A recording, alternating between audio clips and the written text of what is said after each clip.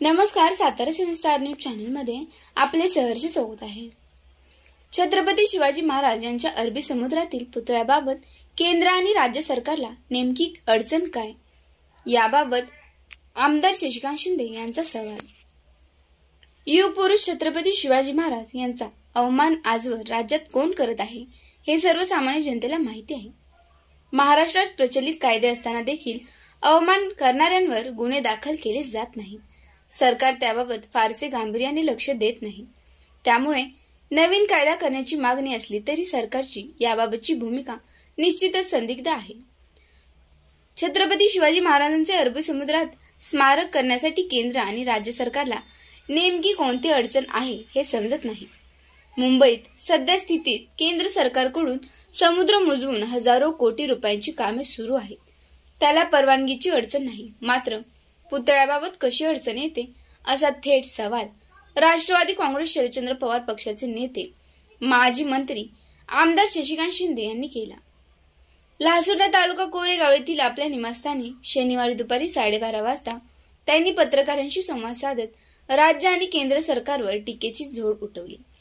महाराष्ट्राची विधानसभा निवडणूक डोळ्यासमोर ठेवून राज्य सरकारने गेल्या 2.5 वर्षात उधळपट्टी करत विकास कामांचा धडाका लावला।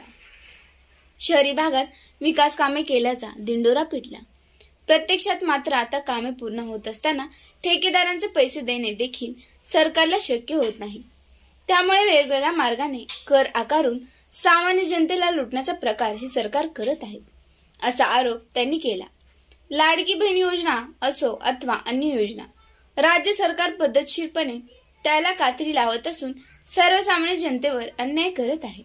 आजवर शेतकरी आत्महत्या होत होत्या, आता केलेल्या विकास कामांची बिले मिळत नसल्याने सुशिक्षित बेरोजगार युवक आत्महत्येचा मार्ग पत्करत आहेत। एकूणच राज्य सरकार आर्थिक दिवाळखोरीच्या उंबरठ्यावर असून काही दिवसांपूर्वीच वित्तीय संस्थांमार्फत 3 खात्यांसाठी 1 लाख कोटी रुपयांचे कर्ज उचलण्यात आले आहे।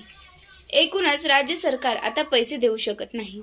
राज्याचे आर्थिक नियोजन ढासळलेले आहे।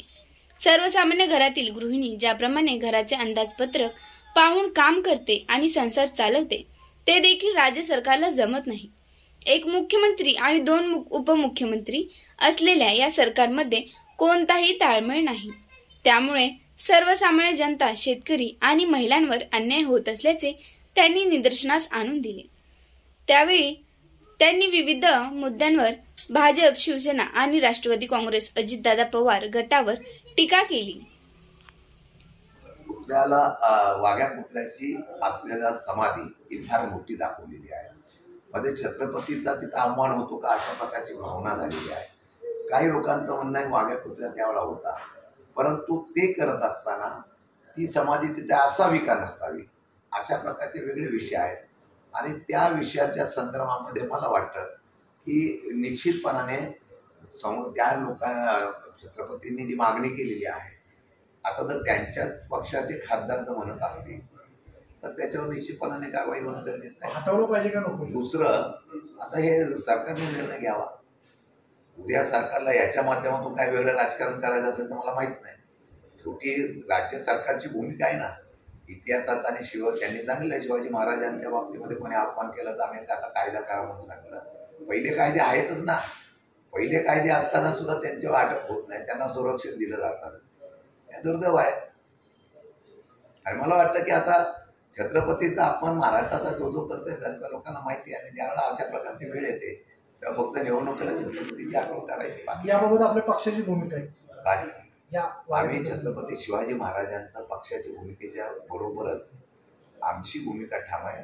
हे महाराष्ट्राचं आमचं आराध्य दैवत आहे।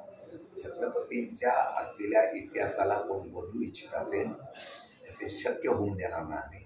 म्हणून आम्हाला छत्रपतींच्या बद्दलचं जे आहे त्यांचा मान सन्मान ठेवण्याचं काम या ठिकाणी करण्यात यावं। आता मला माहीत नाही, पण मुख्यमंत्र्यांनी त्या दिवशी सांगितलं की उदयनराजेंनी पण सांगितलं तर अरबी समुद्रात उभा करता येत नसेल तर मग राजभवनमध्ये करावा। आता राजभवनमध्ये हाय सिक्युरिटी असते, कशी जाऊन देतील लोकांना, जनतेला तिथं? आमचं म्हणणं आहे अरबी समुद्रातून केलेलं पंतप्रधान नरेंद्र मोदी साहेबांनी तिथं त्या ठिकाणी जलपूजन केलं होतं। तिथं उभी का राहत नाही तो? अहो वेगवेगळ्या ठिकाणी इतकी मोठी पुतळे उभे राहिले, मग छत्रपतींचा पुतळा का उभा राहू शकत नाही, मला अजून शंका आहे. आम्ही दरवेळेला विषय मांडलेला आहे, परंतु सर्वात जगात मोठा पुतळा व्हावा ही आमची महाराष्ट्राची अपेक्षा, आमची अपेक्षा आहे. तो होऊ नये अशी काही लोकांची इच्छा आहे का ते पण बघावं लागेल ना. त्यांनी खुलासा करायला पाहिजे. स्मारक आम्ही बांधणार सांगता, पण हे स्मारक 5 वर्षापासून कशामध्ये थांबलं त्याचा उल्लेख करायला पाहिजे.